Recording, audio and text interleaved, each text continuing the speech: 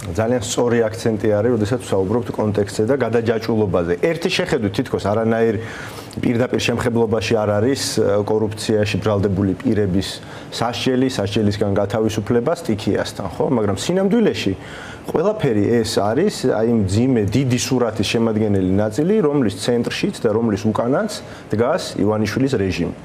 ახლა მე მინდა საზოგადოებას კარგად აუხსნა და ქართული ოცნების მოლაპარაკე თავები თუ ლიდერები თუ ვინც არიან ინტენსიურად საუბრობდნენ სტიქიის დროს, რომ სტიქია ხალხო ყველა ქვეყანაში ხდება, ბუნება და როგორ შეიძლება ამისგან ვიყოთ ჩვენ დაცულები. დიახ, სტიქია არავის ინდობს.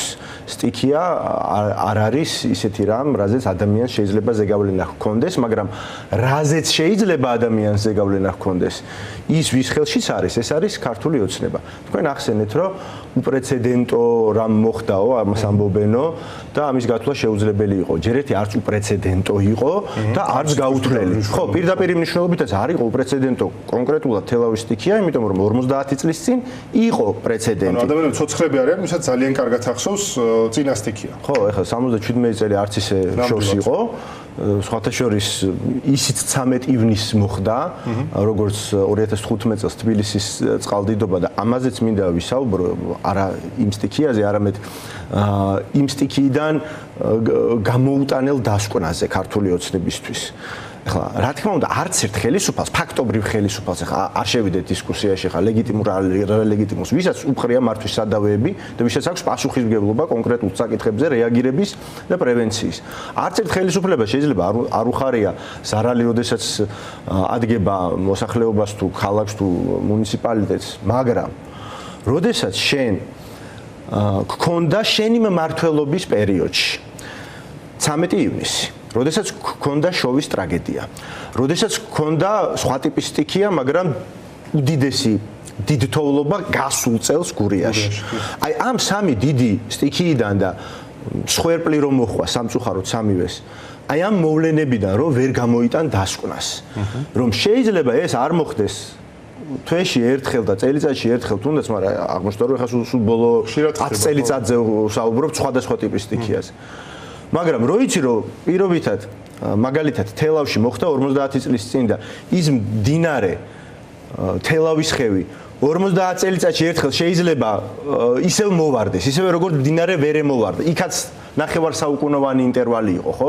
13 ივნისამდე ხო იყო მსგავსი რამ 60-იანი წლების დასაწყისში ამის კადრებიც არსებობს და ამის ის ადამიანებიც ცოცხლები არიან, ვისაც ეს ახსოვს. აქედან ხო უნდა გამოიტანო დასკვნა. ყველაფრის კომპეტენცია პოლიტიკოს და მმართველს შეიძლება არ ჰქონდეს, მაგრამ ამისთვის არსებობენ დარგის ექსპერტები. მაგრამ როდესაც დარგის ექსპერტები რაღაცაზე საუბრობენ, რომელიც დღეს კარგი ამინდი რო არის, შეიძლება არ გეჩვენება საფრთხეთ. მაგრამ თქვენი სიუჟეტი ახსენეთ ისე ფორმულაზე გასული, რომ გაწმენდა სჭირდებოდა დამბებსო, ხო, თელავის ხევში. იმას რო ყურად არიღებ. როდესაც რა ვიცი, თეა გოდოლაძის მაგალითი სულ მომყავს, გააქციეს ამ ქვეყნიდან და Deep State-ის აგენტად შერაცხეს ლამის. არც ჰიდროლოგებს უსმენ, არც სეისმოლოგებს უსმენ, კრიტიკული მედიის სიუჟეტს, იმიტომ რომ კრიტიკული მედიის მიერ არის მომზადებული, საერთოდ აინუნში არ აგდებ. პოზიტივი და იმედი ასეთ სიუჟეტს არ გააკეთებს, ხო?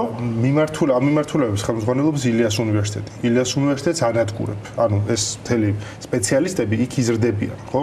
ვალდებულება აქვს აღებული საქართველოს სახელმწიფოს, რომ ეს სპეციალისტები ყავდეს, ოღონდ ხურავს იმ უნივერსიტეტს, სადაც ეს სპეციალისტები იზრდებიან და არც იცის სად უნდა წავიდნენ ეს ხა. ანუ სად უნდა გაიზარდონ სხვაგან. აი ზუსტად რაზეც თავიდან ვსაუბრობთ, რომ ყველაფერი ერთმანეთში გადაჭრული. ეს გადადის უკვე განათლების პრობლემასთან, განათლების რეფორმასთან. ეს არის ამ მახინჯი მმართველობის, არაპროფესიონალების მმართველობის შედეგი და გამოიწვია ესეთი სავალალო ზარალი. მე ეხლა ჩემი თვალით რაც ვნახე, თვითონ ქალაქ თელავში რაც ხდება, ეს ჯერ ერთი არის ორი მიმართულების ბრალი რა, ორი ფაქტორის. ერთი ის რომ უკანონო მშენებლობები იყო, უბრალოდ დარღვევით გაცემული ნებართვები იყო და ააშენეს ხევში პირდაპირ მდინარის ნაპირებზე 3-4 სართულიანი შენობა ნაგებობები, სადაც კომერციული ფართებად არის ეს გაქირავებული თუ გაყიდული და გამოეცალა საძირკველი ამ ყველაფერს. თან იქ ბეტონი ჩაასხეს, ზეგავლენა მოახდინეს ამ მდინარის კალაპოტზე საერთოა რომ აკალაპოც მე აუ არა და სხვაგან იპოვნა მან გასასვლელი მოვარდნილმა წყალმა და გამოიწვია ეს შედეგი. ახლა როდესაც ასეთ ტიპის პრობლემაზე ვსაუბრობთ, აქ ეგრევე ნატურასავით გვენთება კორუფციული ინტერესები, ხო? საქართველოში ყველა მუნიციპალიტეტში კომერციული მიმზიდველობა და კორუფციული ინტერესი ერთმანეთთან გადაჯაჭვული არის. ამას არც თვითონ უარყოფენ. პაპუაშვილმა და ყობახიძემაც თქვეს, რომ აქ რაღაც დარღვევები შეიძლება ყოფილიყო, ნებართვები გაცემულიო. თან მესამე საკრებულოა თელავის საკრებულოში, მესამე მოწვევის საკრებულოა არის გენგეგმის შემუშავებაზე, რაღაც სამუშაო ჯგუფი შექმნილი და გენერალური გეგმა არა აქვს. კახეთის აი ერთ-ერთი ყველაზე მნიშვნელოვანი ეკონომიკური ცენტრია, ხო, და თელავი კახეთის და სხვა რეგიონებთან შედარებით განვითარებული მხარე არის საქართველოსი. და არ აქვს განაშენიანების გენერალური გეგმა. ეს ერთი პრობლემა. მეორე არის ის, რომ ის ღვარცობ დამჭერი ნაგებობები, ეს დამბები, რომელიც აშენდა ნახევარი საუკუნის წინ 3 იყო აშენებული, არ იწმინდებოდა სათანადოდ. უпростоეთ ადრე იწმინდებოდა, მაგრამ ბოლოს 2015 წელს რო გაწმინდეს და ჩვენმა საკრებულოს წევრმა ლევან ბერძენაშვილმა დააყენა საკითხი, რომ ჩემი თვალით ვნახე, დავათვალიერე და კიდევ ამისთვის ბიუჯეტში გამოვყოთ თანხა რომ ეს გაიწმინდოსო. არა, ისე კარგად გავწმინდეთ, რომ ამისგან საფრთხე აღარ მომდინარეობსო. და მოხდა ის, რაზეც აი თქვენ სიუჟეტში რამდენიმე წლის წინ იყო საუბარი, სამწუხაროდ ვეღარ დაიჭირა იმ დამბებმა ის ჩამოტანილი მასალა, ხეთყე და ასე შემდეგ და დაიტბორა გარშემო ყველაფერი და ერთ წინადადებითაც ვიტყვი, არა მხოლოდ თელავს ქალაქს არ ეხება ეს მხოლოდ. მიმდებარე სოფლები, რომელიც იყო კურდღელაური, წინანდალი, კონდოლი, იქაც ვიყავი მე ჩასული და ჩემი თვალით ვნახე, ისე პირდაპირ ვერ მიხვალ სპეციალური აღჭურვილობის გარეშე, იმიტომ რომ არის მთლიანად შლამი ჩამოსული, 400 მეტრით იცვალა დინარე მკალაპოტი და 100 ჰექტარი ვენახი არის განადგურებული. ოღონდ გულისხმობ არა წლევანდელ მოსავალს, არამედ საერთოდ გამოუსადეგარი გახდა. ხო, იმდენად დიდი რაოდენობის ზარალი აქ 10 მილიონზეა საუბარი. ხა ნამდვილად არ ვიტყვი ზუსტ რიცხვს. მე როგორ უნდა შევაფასო, თვითონ არავინ ჩასულა ადგილობრივი ხელისუფლებიდან. ქალაქი არისო, პრიორიტეტიო და მე თქვენ მოგხედავთ. ხვდებით, ხო? აქ მეწარმეებიც არიან და გლეხებიც არიან, ვისაც რაღაც 1 ჰექტარი, 2 ჰექტარი ვენახი აქვს და ამ ადამიანების ბედი არის ჰაერში გამოკიდებული. 100 ჰექტარი ვენახი და სავენახე მიწა არის გავერანებული, იმიტომ რომ თავის დროზე კისისხევში დამბა არ ააშენეს. აი ესეთი საკითხებზე აქვს პასუხისმგებლობა ხელისუფლებას და არა იმაზე, რომ ვერ განსაზღვრა პროგნოზით, ამინდის პროგნოზი კი კეთდება, მაგრამ ამინდის პროგნოზს ვერაფერს ზეგავლენას ვერ მოახდენ. ზეგავლენას მოახდენ იმაზე, რომ ესეთი რამ რომ მოხდეს, შენ უნდა იყო მზად, შენი პრევენციული ღონისძიებები უნდა გქონდეს გაკეთებული, რათა მინიმალური იყოს ის მოსალოდნელი ზარალი, რომელიც სამწუხაროდ რეალიზდა ცოტა ხნის წინ. ზოგადად კარგად დათვლილი სტატისტიკაა, რომ ერთ და იგივე მასშტაბის ბუნებრივი მოვლენა იქნება ეს მიწისძვრა, იქნება ეს რაღაც წყლის მოვარდნა, რაზიანი ამ ერთ და იგივე მასშტაბს, რაზიანი მოაქვს განვითარებული გამჭვირვალე კორუფციის განაცვლილი ქვეყნისათვის და რაზიანი მოაქვს კორუფციაში ჩაფლული ქვეყნისათვის. ზუსტად. კატაკლიზმა ერთ და იგივე ზომის არის, მაგრამ დახვედრა ხდება სხვანაირად, ხო? აი ჰაიტის ცნობილი მიწისძვრის არ იყოს, ხო, რომელსაც ერთ კუნძულზე, ერთ ნაწილში დიდი ზარალი და დომინიკის რესპუბლიკაში არაფერი არ მომხდარა. ერთ და იგივე მასშტაბის იყო, რატო? ძალიან კარგი მაგალითია. იქ იყო განვითარებული შედარებით გამჭვირვალე სისტემა, რომელიც უზრუნველყოფდა ამ ყველაფერს და აქეთ არ იყო. აი ზუსტად ამ მაგალითის თუნდაც ვიხელმძღვანელოთ ნებისმიერ სტიქიის დროს, ხო? ხო, იგივე შეიძლება ვთქვათ ფუკუშიმას ტრაგედიაზე და ჩერნობილის ტრაგედიაზე, ხო? ისევე როგორც ახლა ამბობდნენ და ინფრასტრუქტურის მინისტრი ამბობდა, რომ ყველა ქვეყანაში ხდებაო სტიქიაო. აი მე იმ დღეს არ ვიცი სოციალურ ქსელში ვნახულობდი. სტიქია კი არა, ატომური ომი რომ დაიწყოს. როგორი მომზადებულები არიან განვითარებული ქვეყნები მიწის ქვეშ, სკვერები აქვთ გაშენებული, რომ ადამიანებმა აი მართლა ფილმებში რო არის პოსტაპოკალიფტურ პერიოდში როგორ შეიძლება იცხოვრონ. აი ეს არის მომზადება, ეს არის პასუხისმგებლობიანი ხელისუფლება, ის საქციელი და ეს არის ზრუნვა საკუთარ მოქალაქეებზე. კიდევ ერთი დეტალია სხვა შორის, ბევრს საუბრობდნენ იმაზე, რომ ძვირია ეს ინფრასტრუქტურა, რომ საქართველოს არ აქვს ამდენი ფული, რომ რაღაც ჩვენი ბიუჯეტი არის 30 მილიარდი ლარი, უხეშად რომ დავთვალოთ, მაგდან 21 მილიარდს ვიღებთ მოქალაქეების გადასახადებით, დანარჩენი არის ვითომ გრანტები, რაღაც სხვა ტიპის შემოსავლები, მანდაც ძალიან პრობლემური არის ეგ შემოსავლები, მაგრამ ნუ არ არის ბევრი ფულიო, რომ აი დიდი ინფრასტრუქტურულ პროექტებს ფული სჭირდებაო და ამას ვკითხულობდი. ევროკავშირმა გამოყო 2022-2027 წლებისათვის აღმოსავლეთ ევროპის სახელმწიფოებისათვის პოლონეთი, ბულგარეთი, რუმინეთი და ბალტიის სახელმწიფოები მხოლოდ კლიმატთან დაკავშირებული საკითხების, აი ამ ტიპის ინფრასტრუქტურის ასაშენებლად 130 მილიარდი ევრო. ანუ კიდე პასუხი იმაზე, საიდან შეიძლება ეს ფული მოვიდეს, ხო? ანუ ამ მიმართულებით რა საკეთებთ? ძალიან მნიშვნელოვანი საკითხი არის და აი როგორ გადავდივართ თემიდან თემამდე საკითხიდან ერთი პრობლემიდან ჩანს, რამდენად მნიშვნელოვანი არის ქვეყნის საგარეო პოლიტიკა და ის პოლიტიკა, რომელსაც ხელისუფლება აწარმოებს, როგორ შეიძლება ამან ზეგავლენა მოახდინოს ადამიანებზე, მათ ეკონომიკურ მდგომარეობაზე, მაგრამ მათ შორის აი ამ ინფრასტრუქტურაზე. ჩვენ ჯერ ერთი ქართულ ხალხს ნათქვამი გვაქვს.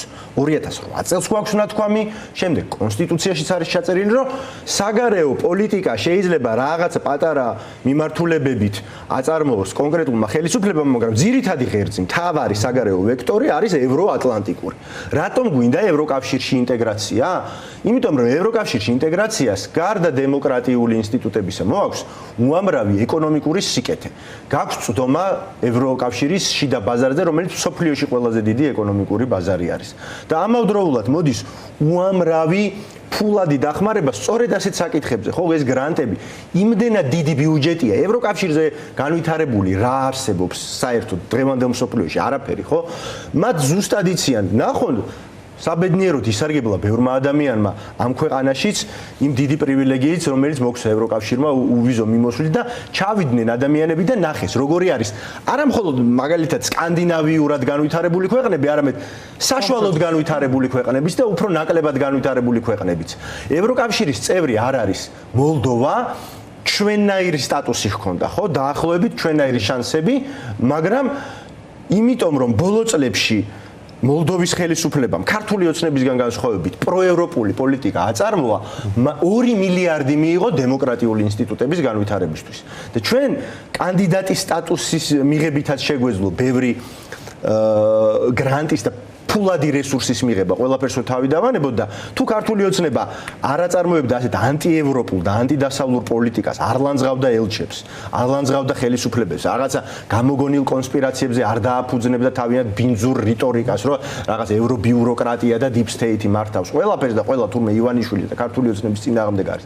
აი ეს რომ არ ეკეთებინათ და ჩვენ გვექნებოდა რეალური შანსი ევროკავშირში გაწევრიანების, აი ეს ინფრასტრუქტურაც გვექნებოდა სოფლის მეურნეობის თვალსაზრისით კრიზისების პრევენციისთვისაც, კლიმატური პრობლემებისთვისაც და ყველა მიმართულებით, რაც ეხება ადამიანებს. აი ეს არის ძალიან მნიშვნელოვანი, რომ ყველა გაითავისოს, რომ ეს რაღაცა ზოგადად კი არ ჭირდება ქვეყანას. თითოეული ადამიანისთვის არის ეს სარგებლობის მომტანი და ამიტომ საუბრობთ ჩვენ საგარეო პოლიტიკაზეც, დასავლურ კურსზეც და ამიტომ ვებრძვით ქართულ ოცნებას, რომელმაც მოგვაქცია იზოლაციაში, ხო? ევროკავშირი ჩვენზე გამოხედვა არ უნდა. აი ისევ კორუფციის თემას მინდა რომ დაუბრუნდეთ, იმიტომ რომ ფულის გამოყოფა და ფულის დახარჯვა რაღაც მიმართულებით, ხო? შეიძლება ვიღაცამ თქვას, რომ აი ჩვენ მოვნახავთ ჩვენ ბიუჯეტში ამ ფულს. ასე რომ შევხედოთ ფორმალურად სოფლის მეურნეობის მიმართულებით ბოლო 15 წელიწადში დაიხარჯა მილიარდობით ლარია დახარჯული. და რა შედეგი მოიტანა ამ სოფლის მეურნეობის მიმართულებით?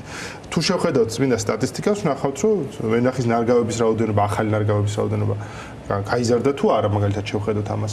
ქართული ღვინის ხარისხი გაიზარდა თუ არა, სად მიდის ეს ფული? ანუ ფული შეიძლება გამოყო, მაგრამ თუ კორუფციული სქემა მუშაობს, და ეგ არის სწორედ ღვინის სუბსიდირების თემა, ხო?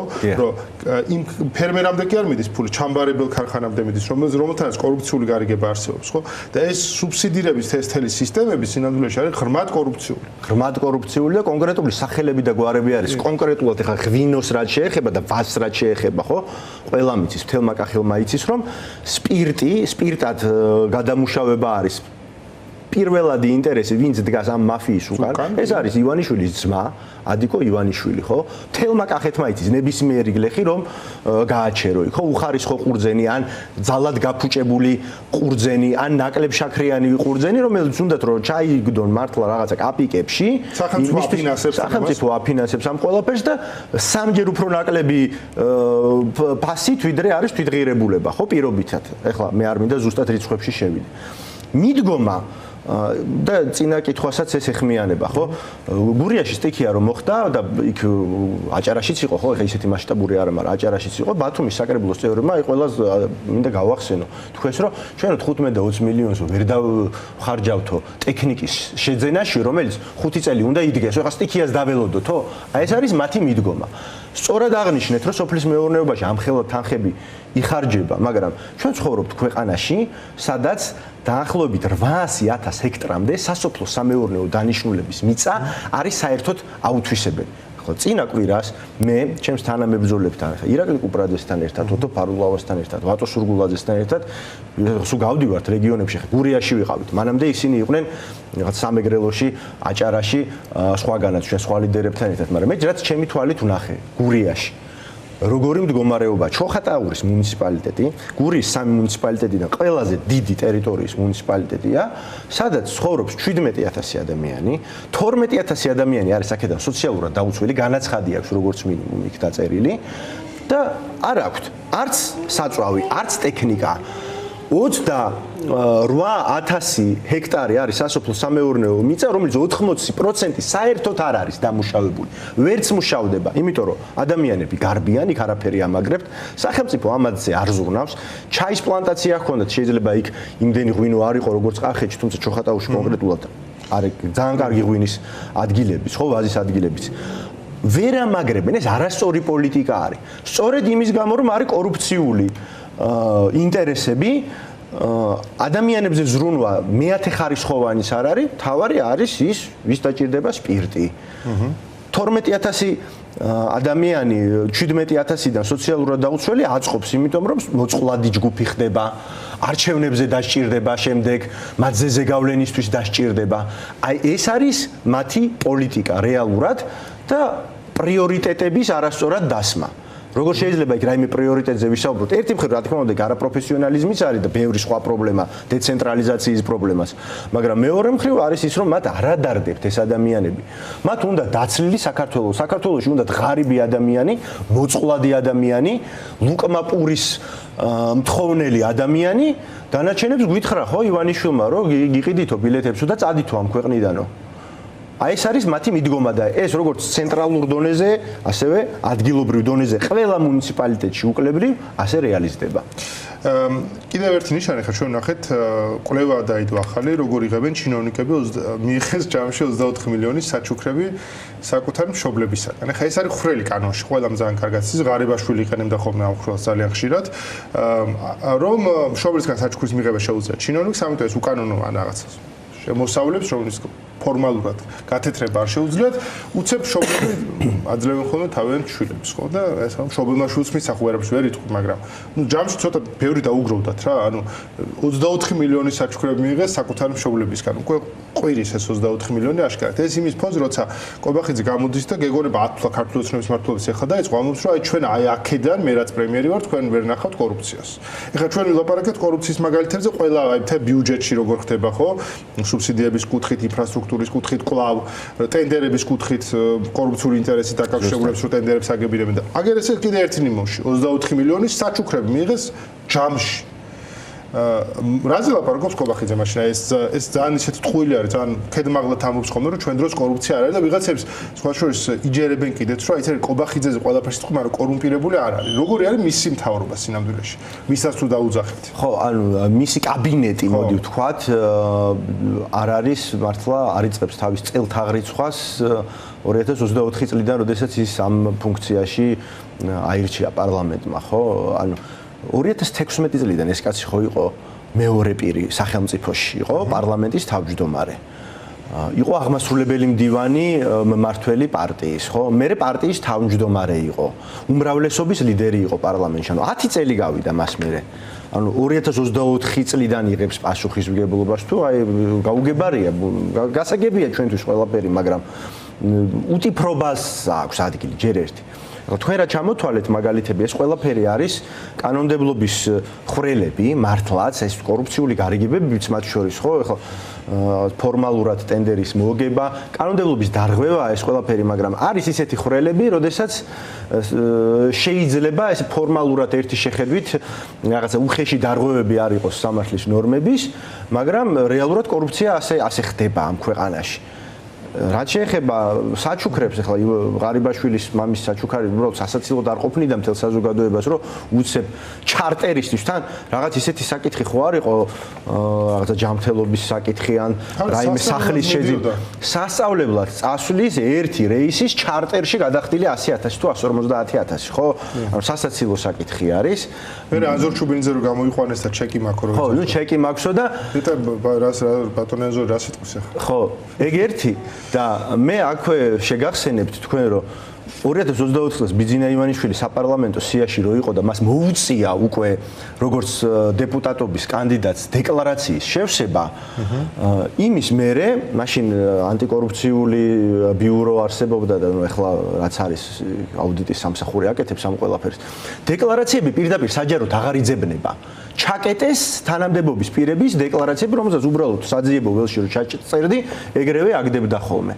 და იქ სპეციალური გამოთხოვა დაგჭირდება უკვე დეკლარაციების, იმიტომ რომ ეს ჯერ ივანიშვილზე იყო მორგებული, მაგრამ ეს ძალიან კარგად გამოიყენეს. ნებისმიერი პირის დეკლარაციას ესე თავისუფლად ვერ მოიძიებ და ესეც თვითონ საჯაროობაში ჩათვალეს. საჯარო გახდა ნებისმიერი ბრძანება მთავრობის საჯარო გახდა გამჭვირვალეობას თამაშობს ხო ახლა კობახიძე, რომ თვითონ ეს არის მისი პლუსი. ხო, ანუ ეს რა მიღწევა არის, რომ მთავრობის და ხო პრემიერ-მინისტრის ბრძანებები ეს უნდა იყოს საჯარო და საერთოდ რომ არ იძებნებოდა არც საკანონმდებლო მასმეზე და არსად. ეს არის რა თქმა უნდა ეს ძალიან ბინძური და იაფასიანი უბრალოდ პროპაგანდა და პოპულიზმი და რა ვიცი ხა მისი წინამორბედი იყო ირაკლი ღარიბაშვილი. ირაკლი ღარიბაშვილის მისამართით და საქებლად და სადიდებლად არაერთი სიტყვა დაუხარჯავს თავად კობახიძეს.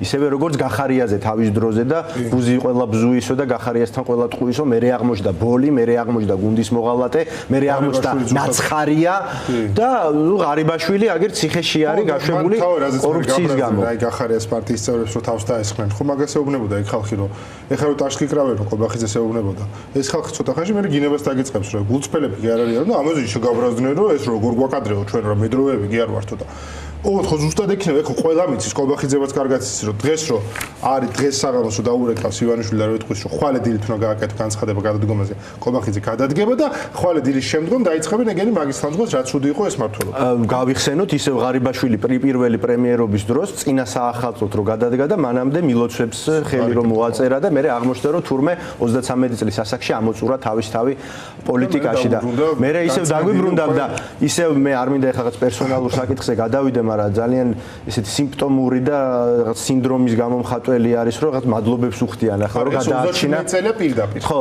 ეს არის ეგეთ რაღაც საქართველოში 37 წლის მერე არ მომხდარა შეიძლება ითქვას აი მეტიც აი კომუნისტების როსაც აი შემდგომ წლებში ეგეთ რაღაცა აღარ ხდება სტალინმა არ იცოდა და ისევ სტალინის იმედი რო ჰქონდა ხანაგო სტალინ რო გადაგვასახლეთ ოჯახის გადაგვასახლეთ მადლობა ამისათვის და გადაგვარჩა თვალები აუყან ის დანაშაული არ მომხდარა რაზეც თვითონ მათვეო სასამართლომ მიუსაჯა ამდენი წელი და ციხეში როზისთან კორუფციის გამო და ვითომ არაფერი და გადაგვარჩინა და ადამიანური შეცდომა არის და ეპატიება ყოფილ პრემიერ-მინისტრს აი ასე დონემდე მივედი უნდა ვაღიარო შეგაციებს რაღაცნაირად ისეთი უსიამოვნო არის სიბრალული გამოიწვია ხო და რაღაცნაირად ეს რა ხდება ჩვენ ქვეყანაში მართლა რომ ადამიანი დაიჭირეს თან ხო ჯერა თვითონ ამ ოჯახის წევრებს უსამართლოდ არის დაჭერილი რომ ღარიბაშვილი არ არის ქურდი არ არის და მაინც ბატონ ბიძინას უხდიან მადლობას ხო ხო ანუ ქართულმა ოცნებამ გადაწყვიტა არ ვიცი ხა აიტმატოვი გაგახსენდება და რაღაცა ახალი ტიპის ადამიანების გამოყვანა მენტალურად რაღაც მანქურთებამდე უნდა რომ დაიყვანოს ქართველი ხალხი მაგრამ ამის საშუალებას ჩვენ ნამდვილად არ მივცემთ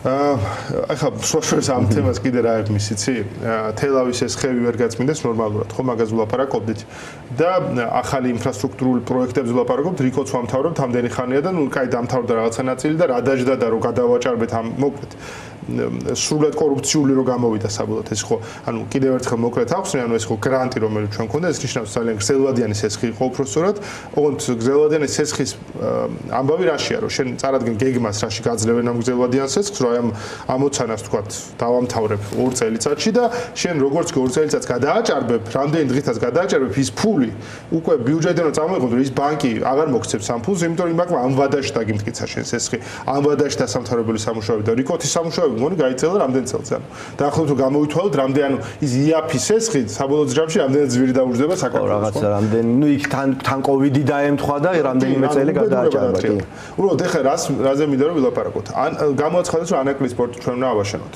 ხო გარდა იმისა რომ პოლიტიკური ქოლგა არ ეყოლება ამ სპორტს ანუ პოლიტიკური ქოლგა იქნება ივანიშვილი ან მაგარი ქოლგა არის ძალიან ჩვენს რეგიონში ხო ამ მასშტაბს რო შეხედო და პლუს მე თქვენს რომ ჩვენ უნდა ავაშენოთო რა ანუ და თავისთავად როცა ოცნება ამბობს რომ მე ავაშენებ ასეთ რაღაცას ჰესებზე თქვენს ეს მანამდე სხვა ჩვენ ჰესებსაც ჩვენ ავაშენებთ საერთოდ რანდობა უნდა არსებობდეს ამ პროცესის მიმართ გინდა საქართველოში და გინდა მთელ ამ ჯაჭვში ხო იმ ტვირთმა საიდანაც უნდა წამოვიდეს და გარანტიად ამ ტვირთს და ამ სპორტს უდგება ივანიშვილი და საქართველოს ინფრასტრუქტურული სისტემა ხო ეხლა წარმოვიდგინოთ რომ საშუალო სტატისტიკური მოქალაქე, რომელიც ცხოვრობს მაგალითად თბილისში, არ წავიდეთ რეგიონში და ერთი მაგალითი ვთქვათ თბილისში და მოვიდა წვიმა, ისევე როგორიც იყო ერთი კვირის წინ, აი აქ თქვენ სადაც გაქვთ ოფისი, სადაც არის თქვენი ტელევიზია, იყო წყალდიდობა რეალურად, ხო?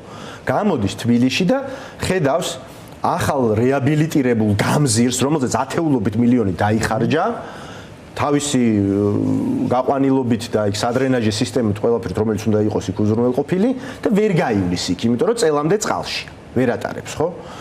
ახალ გაყვანილზე ვსაუბრობ, ძველზე არ ვიძახი. აი იმ მოქალაქეს როგორ შეიძლება არ გაეცინოს, როდესაც მარიამ ქრივიშვილი გამოდის და ამბობს, რომ თითქოს რაღაცა რევოლუციური სიახლე გვამცნო, რომ სახელმწიფო ააშენებს სპორტს. ოღონდ მარიამ ქრივიშვილი ამას ამბობს მესამედ.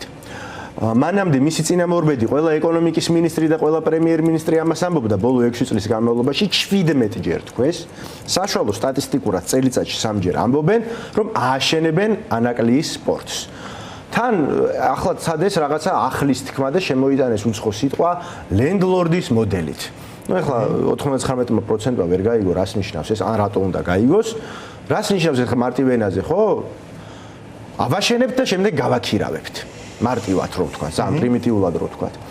მანამდე იყო PPP მოდელი, სახელმწიფო და კერძო სექტორის თანამშრომლობის მოდელი, ესე დაანონსებული. მანამდე ჩინელებს 51-59% ჩინელებთან ერთად ავაშენებთო.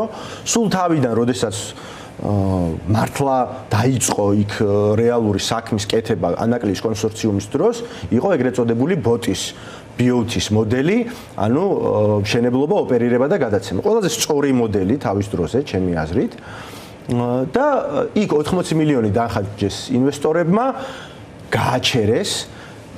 მაშინ ამბობდა ივანიშვილი, რომ რა უნდათ ამერიკელებს შავ ზღვაშიო, 50 მილიონის დაახლოებით უზრუნველყოფის გამო გარანტორად არ ჩაუდგა სახელმწიფო, ვიცით ხო ყველაფერი რაც მოხდა, ხაზარაძეს და ჯაფარაძეს დააბრალეს ეს ყველაფერი, დაიწყეს მათ წინააღმდეგ პოლიტიკური დევნა, გამოაცხადეს ანაკლია ბიზნეს პროექტად, მერე აღმოჩნდა, რომ აი მაინც ჩვენ ავაშენებთ 6 წელი ისე გავიდა 2020 წელს რო პირველი გემი უნდა შემოსულიყო, რომ იქ არაფერი ხდება. მეცაც გეტყვით 2026 წლის ბიუჯეტში 100 მილიონით შეამცირეს წყლის ინფრასტრუქტურის მშენებლობა. და ყოველ წელს წელიწადში 3 ჯერ გვიანონსებენ ანაკლიის პორტის აშენებას. თან ჩვენ ავაშენებთო. ჩინელებთანაც კი, სადაც კაბალურ პირობებზე იყო თავის დროზე მოლაპარაკებები, საუბარი, რომ ნაწილობრივ რო გახდა ცნობილი. იქაც კი ვერ დაალაგეს. და ახლა აი ამას გვეუბნებიან. მაშინ, როდესაც თელავში წვიმა მოვიდა და დამბები ვერ გაწმინდეს და დაიტბორა თელავი, თბილისი რამდენიმე დღის წინ დაიტბორა, ისედაც ჩვეულებრივი წვიმის დროს პერიფერიულ უბნებში კი არა, ჭავჭავაძის გამზირზე, ვაჟა-ფშაველაზე, წერეთლის გამზირზე ვერ გაივლი. იტბორება, ხო? ხა ფეხით ყველას გაუვლია. ეს თვით ქართული ოცნების წარმომადგენლები არ დადიან ფეხით და არც ავტობუსით. ისინი არიან თავიანთ ნაჭუჭში და გაუჭირდებათ აშკარად. ხო, ნუ ეს საზოგადოების რისხვას დაიმსახურებენ სამართლიანს. მაგრამ ვინც დავდივართ, ყველამ ვიცით, ხო, რაც ხდება აქ და ანაკლიის სპორტი თავისი მნიშვნელობით იმდენად დიდია, რომ გეძლევა შედალოცვილო შესაძლებლობა ამერიკის შეერთებული შტატების და თან მოქმედი ადმინისტრაციის და უშუალოდ პრეზიდენტ ტრამპის ინტერესი არის ის, რაც ემთხვევა შენს ეროვნულ სტრატეგიულ ინტერესს. ქვემოთ ჩვენმა მეზობლებმა, სომხეთმა და აზერბაიჯანმა მოსისხლემტრებმა მოახერხეს მშვიდობის დამყარება და არა მხოლოდ მშვიდობის სტრატეგიული პარტნიორები გახდნენ ერთმანეთის. პრეზიდენტ ტრამპის გზა არის მშვიდობისა და კეთილდღეობისათვის ეგრეთ წოდებული ტრიპი, რომელიც გადის სომხეთს, რომელსაც არ აქვს ზღვაზე გასასვლელი. აზერბაიჯანსაც არ აქვს ღია მსოფლიო ოკეანესთან გასასვლელი, ხა კასპიის ზღვით, რა თქმა უნდა, უმნიშვნელოვანეს კვანძებს უკავშირდება, მაგრამ ამ რეგიონში, ამიერკავკასიაში ერთადერთი ქვეყანა ხარ შენ, რომელსაც მსოფლიო ოკეანეზე გასასვლელი გაქვს შავი ზღვით და ამ შავ ზღვაზე შეგიძლია ააშენო ღრმაწლოვანი პორტი, რომელიც შეიძლება გახდეს კარიბჭე, შუა დერეფნის, შენ ქვეყანა, რომელსაც არც ნავთობი გაქვს, არც გაზი გაქვს, არც მინერალები გაქვს, ყველაზე მოთხოვნადი. არ ახარ დემოკრატიული, ფული რითიც შეიძლება გქონდეს და იყო წარმატებული ეკონომიკის მქონე ქვეყანა.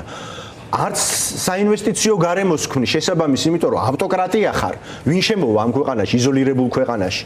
და გეძლევა შესაძლებლობა, რომ შენი ადგილმდებარეობის კონვერტირება მოახდინო, კაპიტალიზება მოახდინო ამაზე და ანაკლიის სპორტის აშენება რას ნიშნავს, ხო? ეს ხო ჯერ ერთი აქვს სამხედრო სტრატეგიული მნიშვნელობა, მაგრამ ეკონომიკური თვალსაზრისით დამაკავშირებელი ხარ ორი კონტინენტის. და აქ შეგიძლია გააშენო ღრმაწლოვანი პორტი, მიაყოლო ქალაქი ანაკლია. შესაბამისად, სახმელეთო ინფრასტრუქტურა, იმიტომ რომ ეს ტვირთები, რომელიც წამოვა, ხო, უნდა გავიდეს ჩინეთში, გავიდეს შორეული აღმოსავლეთის ქვეყნებში, ხო? და პირიქით უკან ევროპაში. აი, ამით შეგიძლია ისარგებლო და ამის ნაცვლად იტყუები უბრალოდ და აღარავის ჯერა შენი დაპირებების. შეგიძლია გახდე შუა როგორც აღმოსავლეთ ევროპის კარიბჭე, უკრაინასთან ერთად ადგილმდებარეობა გვაქვს, ან უარყოფითი მხარები აქვს ჩვენს ადგილმდებარეობას, რუსეთის მეზობელი ვართ, მაგრამ ახლა შეგიძლია ჩაება ამ ფერხულში, ამ ჯაჭვის ნაწილი რგოლი გახდე და იმის ნაცვლად, რომ ამისკენ ნაბიჯებს დგამდე ამერიკას ებრძვი, ევროკავშირს ებრძვი, ევროკავშირის წევრ ქვეყნებს ებრძვი, დარბიხარ ირანში გასვენებაში, მიდიხარ უზბეკეთში, თურქმენეთში, გადასარევი ქვეყნებია ყველა, მაგრამ მათი პოლიტიკური სისტემები როგორიც არის, ჩვენ ყველას გვესმის. განა ის, რომ ჩვენ მათთან სავაჭრო ურთიერთობები არ უნდა გქონდეს, თუნდაც ჩინეთთან და არავის არ უთქვამს და კიდევ ერთხელ ვაფიქსირებ ძლიერი საქართველოს ლელოს პოზიციას, რომ ეკონომიკური ურთიერთობები საჭირო კი არა, აუცილებელიცაა და ამ შუადერეფანს აზრი მხოლოდ და მხოლოდ მაშინ ექნება, თუ ამ ორ კონტინენტს შევაკავშირებთ, მაგრამ სტრატეგიული მნიშვნელობა ოპერირების თვალსაზრისით და მასზე ზეგავლენის თვალსაზრისით უნდა გქონდეს პირველ რიგში ქართულ სახელმწიფოს, ჩვენს დასავლელ პარტნიორებს, საერთაშორისო ოპერატორებს, კომპანიებს, დასავლურ კომპანიებს და ეკონომიკური ინტერესი უნდა გქონდეს ყველას. მადლობა ძალიან დიდი. და სომხეთს, აზერბაიჯანს, ბოდიში ერთი წინადადებითაც დავასრულებ, ჩვენი მეზობელები, სომხეთი და აზერბაიჯანი, რომელთაც გამონახეს აი ეს სტრატეგიული პარტნიორობა და სომხეთმა რამხელა წარმატებას მიაღწია, მათ შორის ეკონომიკურ უკვე რომ NVIDIA 4 მილიარდის ღირებულების ინვესტიცია გააკეთა იქ და გააკეთებს სოფლიო ტექნოლოგიურმა კომპანიამ. აი, ასე ჩავებათ ამ ფერხულში ჩვენს მეზობლებთან ერთად დასავლური ეკონომიკური კეთილდღეობის მისაღწევად და ჩვენი უსაფრთხოების უზრუნველსაყოფად. მადლობა ძალიან დიდი გიორგი მადლობა თქვენ. ჩვენთან ერთად ლელო ძლიერი საქართველოს ერთ-ერთი ლიდერი.